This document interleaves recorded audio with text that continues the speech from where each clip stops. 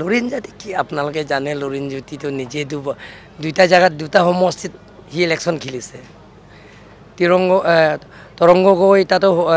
তাতে ইলেকশ্যন খেলিছে আৰু বেলেগ তাতো দুটা সিটত সেই তেওঁ বহুত ভোটৰ পৰা হাৰিছে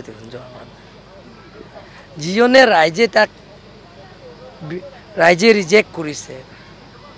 মানুহে ভোট দিয়া নাই সেইজন মানুহ কাৰ্বি আংলঙৰ সমস্যা কি ক'ব আজি আপোনালোকক চাওক মোক সমালোচনা কৰিছে ৰাজনীতিক সমালোচনা কৰিছে তেওঁলোকে মনোহজা কথাবিলাক কৈ আছে কাৰ্বি আংলং আপোনালোকে জানে কাৰ্বি আংলং এতিয়া স্থায়ী শান্তি হৈছে যেতিয়া টিম কাৰ্বি আংলঙৰ মই নেতৃত্ব লোৱাৰ পিছত ইয়াত কোনো জাতি জনগোষ্ঠীৰ লগত সংঘাত হোৱা নাই 1 নম্বৰ 2 নম্বৰ ইয়াত চুকে কোনে কংগ্ৰেছৰ শাসনমূলকৈ এতিয়া বিজেপি চৰকাৰ অহাৰ পিছত ডক্টৰ হিমন্ত বিশ্ব শৰ্মা দায়িত্ব লোৱাৰ পিছত এতিয়া কাৰ্বি আংলঙৰ লাহে লাহে ডেভেলপমেণ্ট কামবিলাক আগবাঢ়ি গৈছেনে নাই লুৰিণ জ্যোতি তেওঁ মনোহজা কথা কৈছে ৰাজনীতি কিবা এটা লাভ হ'বৰ কাৰণে তেওঁ কৈছে আৰু হ'ব